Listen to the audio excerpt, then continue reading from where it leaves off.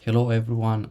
So let's just do a quick recap of what happened today and how I missed actually two trades that I could take.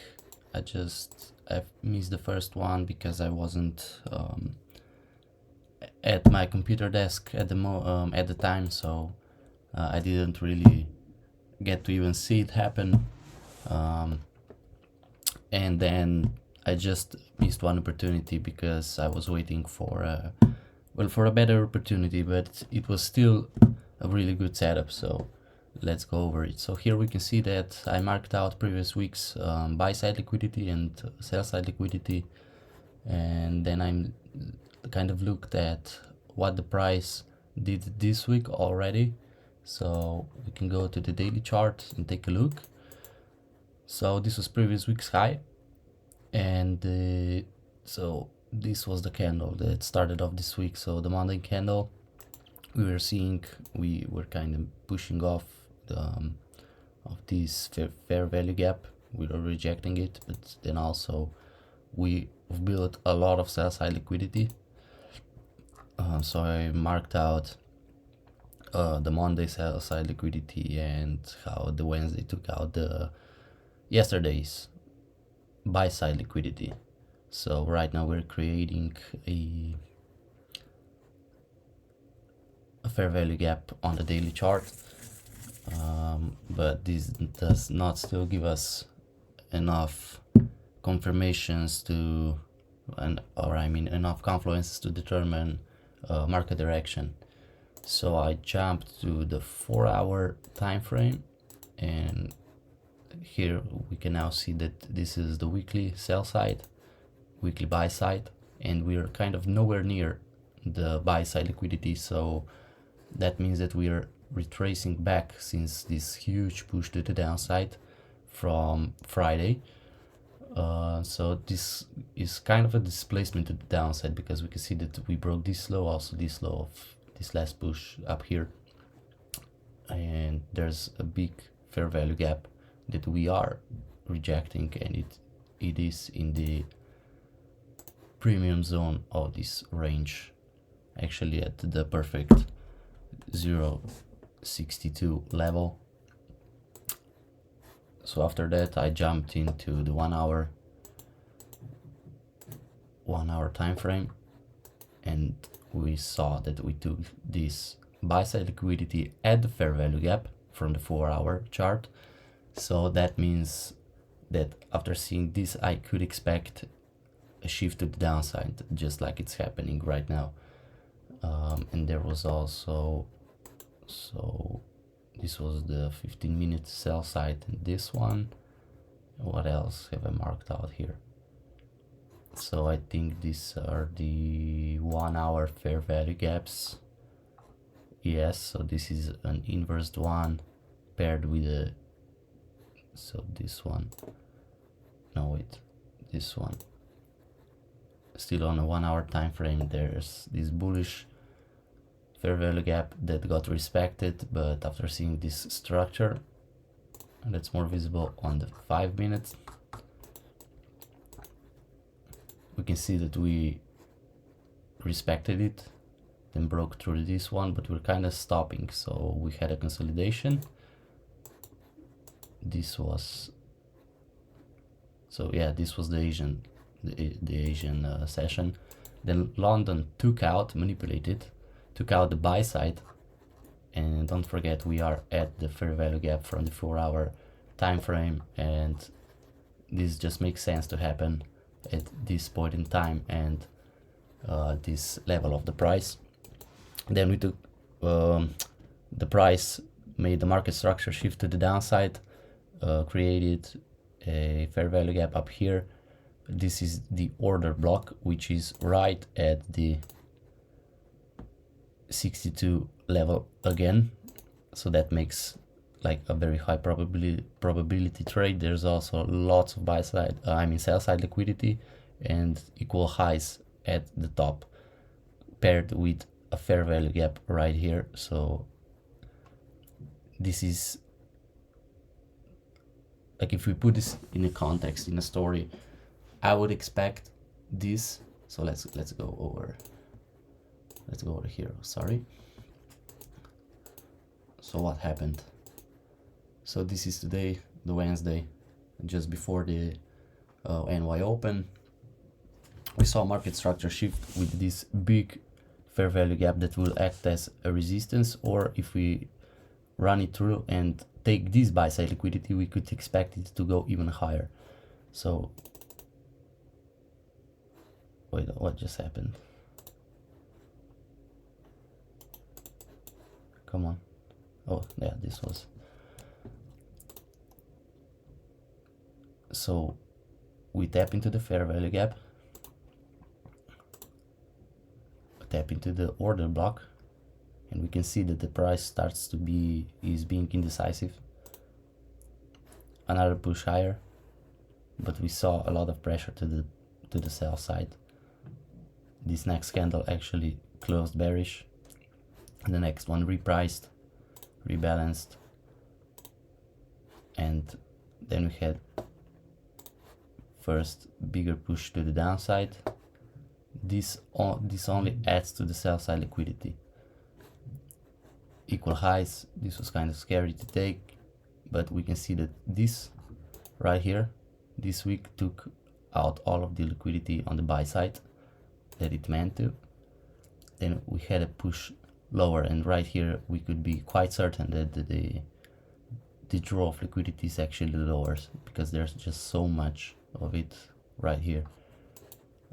Then we kind of stop at this breaker block. We pushed through, instantly rejected, but then also pushed right back down. And right here, so this was the situation that I was looking at. So we know that there was this big market structure shift also on a bigger time frame, on a 15-minute, and I was expecting the price to tap into this order block right here. It also has a fair value gap right beneath it, and there's also one here. So this was kind of the zone that I was looking at to take shorts, and it would be right above the, I mean, in the deep discount of, I mean, the deep premium of this bearish range. So it would be quite a good setup actually, but price had different plans. And actually, oh wait, I must go to the 1 minute. So then I was monitoring the price on a 1 minute chart. I had marked out, so there was somewhere around here, there was this, where was it? Please give me a second, please. I think this was the kind of the hot zone that I was looking at, this fair value gap, because it was deeper into the range. So this one was actually still in the discount and was not expecting a continuation to the downside. So taking a look at this, the price started to consolidate again, but seeing this range, I maybe could have expected it to turn back down at this point. I just wanted to see like bigger moves to the upside, up to this fair value gap instead of this one, because it just made more sense. But then here we saw a market structure shift for the first time. Did not take the buy side. We push back down, another. Now this is a clear market structure shift right there. And now we have all of this sell side liquidity to take out. So this is all the sell side, and you can see there's quite a lot actually, and the 1 minute model actually looks really clean. This was quite good setup. If you took these shorts, congrats. But yeah, I wanted to see this model to happen on a 5-minute chart. It just wasn't my day to. I didn't recognize the opportunity right here. So this was the market structure shift. Now we know that we are trending back down. Like, this was very clear. Did not take buy side, pushed back down. Also, I think there was an SMT divergence right there.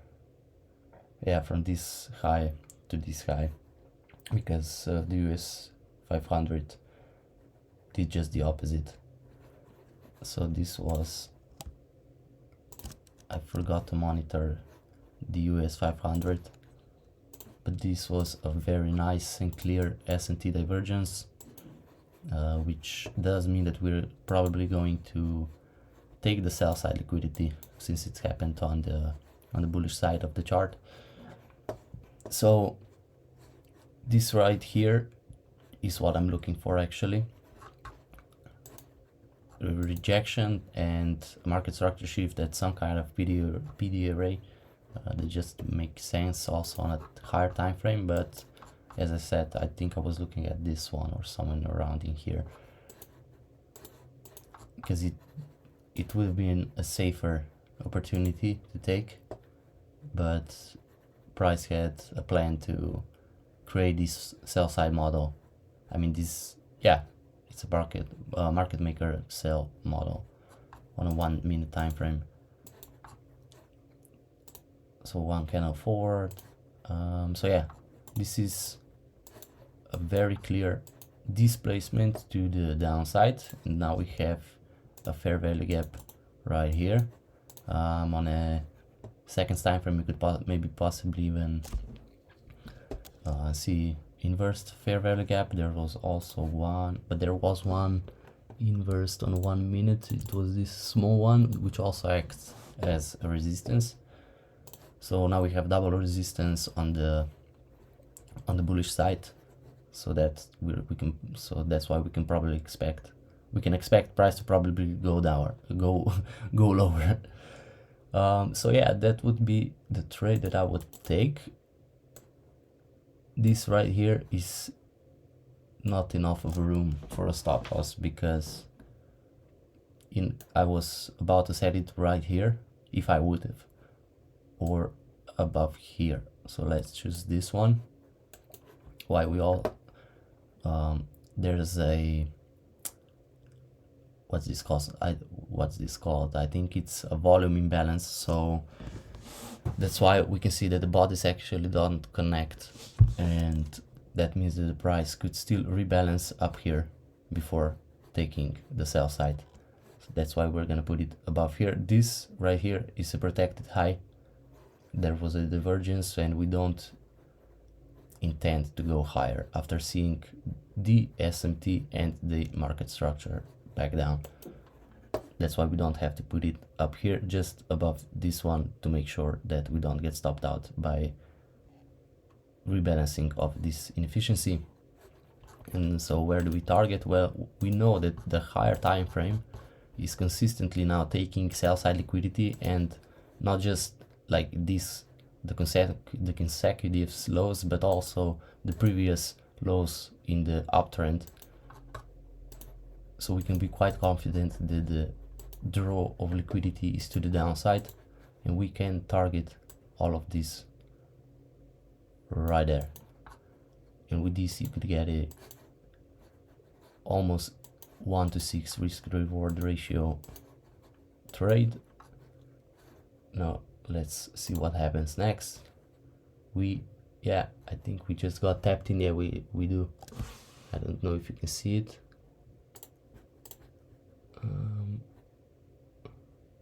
You can see the wick right there. It's a small one into the red zone, then push right back down, and that's why I've set it to set a stop loss a bit higher, because you could get wicked out. Oh yeah, so this was the candle actually. You see, we rebalanced this volume imbalance. That's why it's so important to also look at the details of the whole picture to understand where it makes sense to put a stop loss to protect your position and not actually realize all the losses. So this is how we prevent the stop hunt of your position. And after seeing this candle, yeah, this was also the volume imbalance, but the momentum is very strong to the downside. Yeah, as you can see, price rebalanced this volume inefficiency right into this big order block, and then it just sold off. And this was actually the opportunity that I missed. It was a very good setup. I just did not take advantage of it as I should have. So that's about it for today's market recap. It was not really a mistake, just a lesson that I must be more confident in what I see, because this was actually exactly what I would have been looking at. Also notice this range. This whole shift to the downside happened at the equilibrium, just a little bit above, so the institutional traders got their premium price before selling back down. So that's about it for this video. I hope you enjoyed it. Subscribe, because I'll be posting a lot more educational videos and content on this channel from now on, all mostly trading related. Maybe something else, but I'm not quite sure yet. So yeah, like and subscribe. Thank you. See ya.